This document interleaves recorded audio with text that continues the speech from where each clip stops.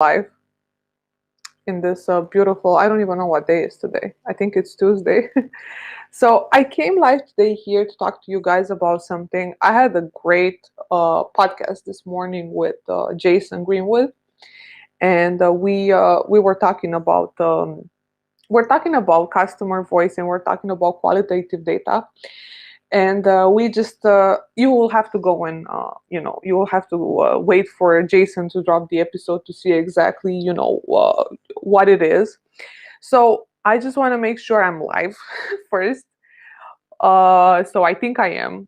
And yeah, so I was at Jason's podcast at the Cold Face Pod in the morning, and we were talking about clearly what happens in e-commerce right now in terms of all the changes that occurred with digital marketing.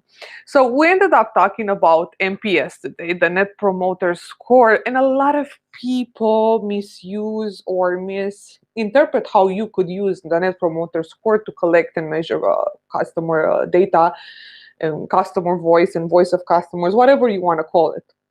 So I was thinking about sharing this video today with you guys about how can you bridge the gap between pre and post purchase. So if we talk about the Net Promoter Score, the classic, I guess, textbook version of the Net Promoter Score is that you ask people on a scale of 1 to 9 or 1 to 10, how much would they recommend you to your friends and family? And that's the classic SaaS Net Promoter Score, right? Because in SaaS, you just have to choose from being a happy face, a straight face, and a sad face. But no one ever tells you that in e-commerce, you should use the same techniques. Like you should be able to use any type of tool meant to help you collect qualitative data in the way that it makes sense for your business. So if you're an e-commerce brand and you want to collect this type of data to better inform your strategies, you have to think about a very, very important aspect. And this aspect is the fact that there's a total different experience for a consumer before he receives the product or she receives the product and actually having and owning and consuming that product or using that product. So the only way you are able to collect that type of information is if you ask the right questions and you talk to your customer. So I'm not sure where to look at because I have like two cameras, but basically if you want to understand that the expectations that you create with your marketing on the website and in your web shop are met after the order has been received by your customers, you have to make sure that you calculate the delta between pre and post purchase and post delivery more exactly. So if you're using the Net Promoter Score, the best case scenario that I've seen is people that are using the Net Promoter Score after the order has been delivered. But you know what? There's not too many people that have a clear and correct automation when it comes to the post delivery NPS. Like there's a lot of cases that e-commerce companies have an automation to I don't know, get triggered by after 5 or 10 days. And a lot of times, because shit happens, the consumer, the customer didn't even doesn't even have time to receive the product and to be able to have some sort of experience. Like they don't have time to experience the product, or they don't have the chance because they didn't get it yet. And then the brand, because they have some messed up automation in the back, will ask you, what's your experience with the product? And I'm like, shit, like I didn't receive the product. And I'm sure that there's a lot of people that this happened, this happened for them before, right? So what I'm saying is that if you're only calculating what happens post purchase, post delivery, it's like you're turning a whole blind eye to what happened before that and all the experience that a consumer or a customer has on the website. So in order to be able to make some, I guess, better decisions and more informed decisions, you have to also understand that you might create some expectations with your copy, with your products, with the way you are marketing yourself. And the secret is that all those promises that you make to your audiences and to your customers should be met after the customer receives their product. So what I suggest to you to do, or I suggest for you to do, is to calculate the Net Promoter Score pre and post delivery. And for the love of God, you don't have to ask people on a scale of 1 to 9 or 1 to 10 if they actually, want to recommend you to their friends or family. Like, that's lazy. Like, the way you could do it is by simply asking different questions. So I gave this example in Jason's podcast today. I want to give it again. We work with fashion brands. So when you're buying fashion, when you're buying clothes, there's like a lot of cognitive dissonance happening. You're wondering, would this clothes fit me? Will they look good on me? So all those things run through through the audience's mind, right?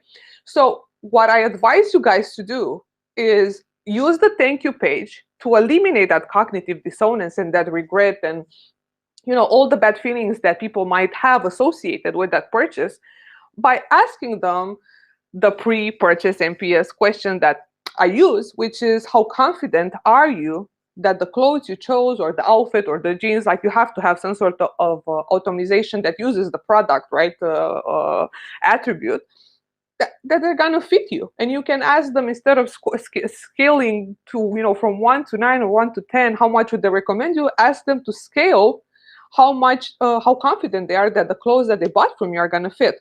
Great. So let's say you do that. You already collect data about that customer profile that goes to your Klaviyo or to your CRM or whatever you're using.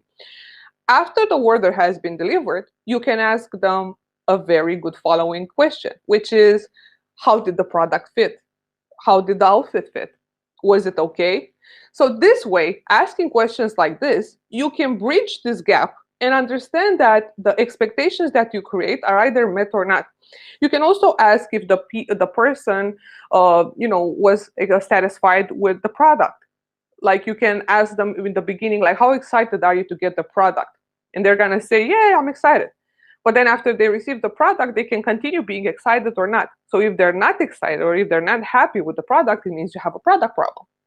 The same thing goes with your services, with your shipping, with your delivery, with your customer support. Like, there's a ton of qualitative data that if you would collect about your customers, it can help you communicate better with them and being able to change the customer experience in a way that fits their requirements and needs. But unless you talk to them and ask them about it, it's going to be very hard to do anything.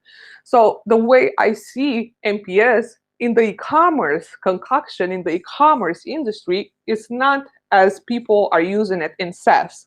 I mean, the SaaS one, I'm repeating myself because I see a lot of people join right now.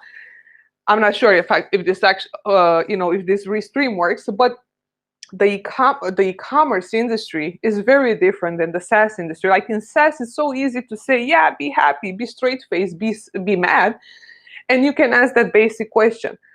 But the thing is that e-commerce requires a different type of approach. So there's no one says, and it's not beaten in stone, that the Net Promoter Score should be used by brands exactly as SaaS companies are using it. Because guess what? You're not a fucking SaaS. You're an e-commerce company. You're selling emotions. You're selling progress. You're selling different things. So if you're selling clothes, if you're selling, I don't know, health products, if you're selling things that are intimate to a person, then you might as well calculate that, that level of intimacy, and calculate the way they feel about you, about the product, and how they feel with themselves. Because there's a lot of things that happen in the pre-purchase, the pre-purchase process, that if you don't ask those questions, you're never gonna know, like, what are the frictions on the website? What are the frictions with the product pages? What are the frictions with the pricing? Like, there's so much shit going on in that decision-making process that you have to make sure that you collect that data. And I love what John is doing, John Ivanko. And if you're not following John, you're sleeping. But what I like about what he does is that he collects all these types of, these answers from the people on the website. So he collects these types of data and uses them to personalize what happens after, and or to bring better audiences. So that's what I'm saying. Like, the Net Promoter Score, don't be afraid to be creative. Don't be afraid to push the boundaries. Like, you don't have to use it as everyone else is using it. You have to think, what are the main questions that fit with your business model and the products that you're selling, and try to ask them pre and post purchase, and delivery, of course, because you have to have the same data attributes that you're looking at to make sure that you close that gap.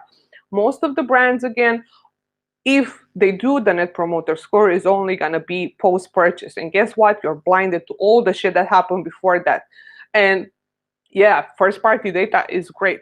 But you know what? What happens pre is going to tell you what type of expectations you create in people. And if you create too much of a high expectation, which is not met after the person gets your product or consumes it or experiences it, well, fuck it, like you're in deep shit. So you have to make sure that you adapt the way you are building these experiences for people based on what they're saying. So, great reminder, if you do use the net promoter score, use it pre and post purchase and post delivery, and make sure that when you set up this automation for NPS, you allow people to have time to experience your product, to experience your services, so they can actually give you an answer. And also, this thing should be very well connected with your fulfillment and with your customer support, so you know exactly when to send these messages. I'm gonna talk more about the net promoter score. I'm gonna give you some ideas the next time I do a live. This is a crash live I did today. Big shouts to Love Ingrid. There you go. Thank you, Daniela. Thank you, Joe, for sending me these beautiful T-shirts and the stickers and the card.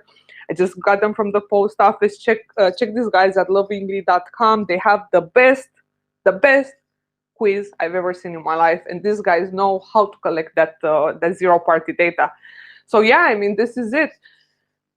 Bridge the gap between expectations and reality, because you might be very shocked on what you're gonna find if you ask people how they feel before the purchase and how they feel after they had time to consume your product and deal with your team. So yeah,